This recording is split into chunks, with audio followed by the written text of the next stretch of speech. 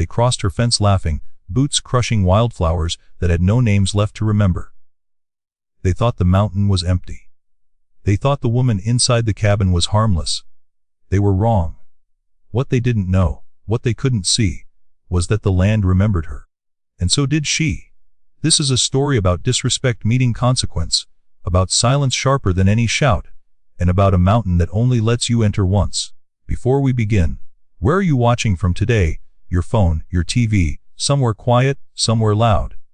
And if stories of quiet strength, hidden courage, and earned justice matter to you, please subscribe now. Now, let's begin. The fence snapped inward like a rib breaking. Wood splintered. Lauder spilled across the slope, careless and loud, echoing where echoes did not belong. One of the men swung his leg over the fallen post and landed inside the boundary, as if it were nothing more than a suggestion. Inside the cabin, Mara Kincaid froze. Not because she was afraid, but because she recognized the sound of men who believed the world owed them space. Her hand stopped mid-motion over a kettle that had long since gone cold. Outside, boots crushed gravel. Another laugh followed, sharper this time mocking.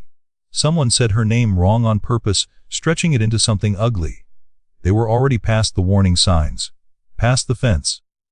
Past the last mercy the mountain offered.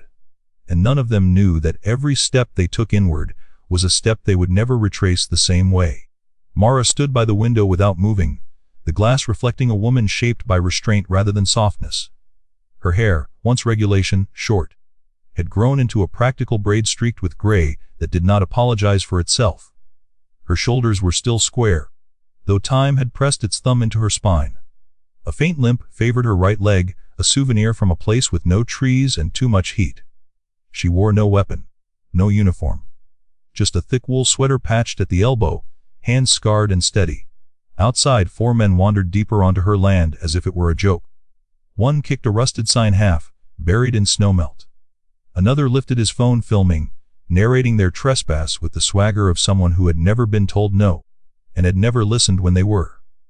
Mara did not raise her voice. She did not reach for the old rifle mounted above the hearth.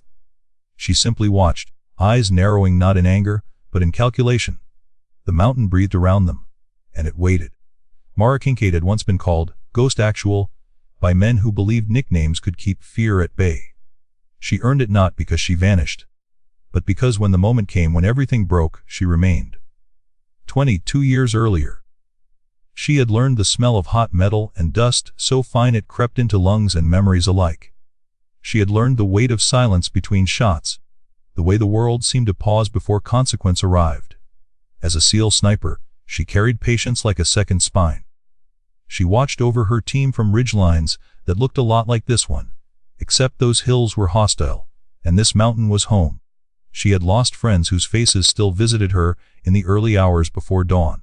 Lost a husband to a roadside blast that turned a convoy into a before and after photo no one wanted to see. Lost the version of herself that slept without counting exits. When she came back, the world thanked her in handshakes and then forgot her in line at the grocery store. She took the small pension, the folded flag, and bought a piece of land where the air was clean and the silence was honest. Up here, the smells were pine and cold stone. The sounds were wind and birds that knew when to scatter. The mountain didn't care about her past, but it respected boundaries. So did she. The men had come from the valley below, where rumors traveled faster than truth. They'd heard about the crazy old woman who owned half the ridge, about the land no one patrolled, about trails marked private that made good shortcuts. They hadn't come to hurt anyone.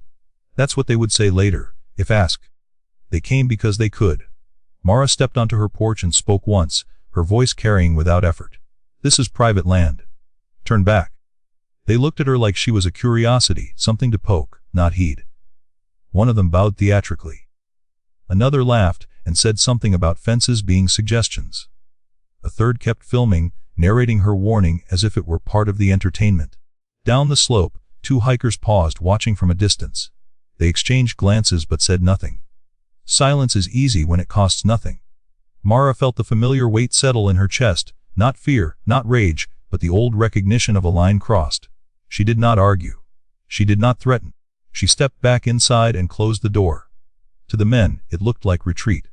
To the mountain, it was permission. They moved deeper, boots sinking into loam softened by spring thaw. The trees closed in, subtly at first. The trail narrowed, then split again. The latter thinned, replaced by raised voices calling to one another. One man tripped over a root and cursed. Another slipped on scree where the ground gave way more than expected. Their phones lost signal one by one, screens flashing useless bars. Above them unseen, a raven lifted from a branch and cried once. Mara moved through the cabin with deliberate calm. She took down the rifle, not to fire, but to unlock a compartment behind the hearth. Inside were old maps, hand-drawn notations, weather journals, and a small wooden token carved with a symbol no one here would recognize. She stepped outside again, this time heading uphill along a path so faint it looked like shadow. Her limp disappeared when she moved with purpose, pain overridden by muscle memory. She did not chase them, she repositioned. On the ridge, she placed the token into a notch in stone, a marker for herself more than anything else. The mountain responded the way it always did, to patience not force. Below, one of the men joked about feeling watched. Another told him to stop being dramatic. They laughed again, but the sound didn't carry as far this time. By the time panic crept in, it was quiet. Not the peaceful quiet of nature, but the kind that presses against the ears, amplifying breath and heartbeat. They realized they had been walking downhill for too long. Realized the trail no longer matched the way they remembered it.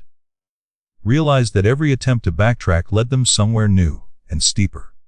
Then they saw her. Mara stood across a ravine, framed by rock and sky, rifle slung but untouched. She did not shout. She did not raise a hand. Her voice carried anyway. "You crossed my fence laughing," she said. "This mountain doesn't laugh back." One man demanded she call for help. Another accused her of trapping them. The word hung there heavy. "I warned you," Mara replied.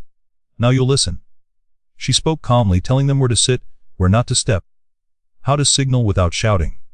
She told them how long it would take for rescue to arrive, and why it would arrive at all. When the helicopter finally appeared hours later, it wasn't just local search and rescue aboard. A familiar patch caught the light on a rescuer's shoulder. Word had traveled faster than the men expected, through channels they didn't know existed. As they were lifted out, cold and humbled, one rescuer paused beside Mara. "Mom," he said quietly, "command sends their respect." She nodded once. The mountain exhaled. Later, when the story spread stripped of details, softened for comfort, 3 lines remained. You don't have to raise your voice when the ground beneath you already knows your name. Boundaries aren't violence. Ignoring them is. And the one that stayed with people the longest, the mountain didn't trap them. Their disrespect did. The fence was repaired within the week, stronger than before. A new sign stood beside it, not threatening, just clear. Flowers bloomed again where boots had crushed them, stubborn and bright. Hikers who passed now paused at the boundary.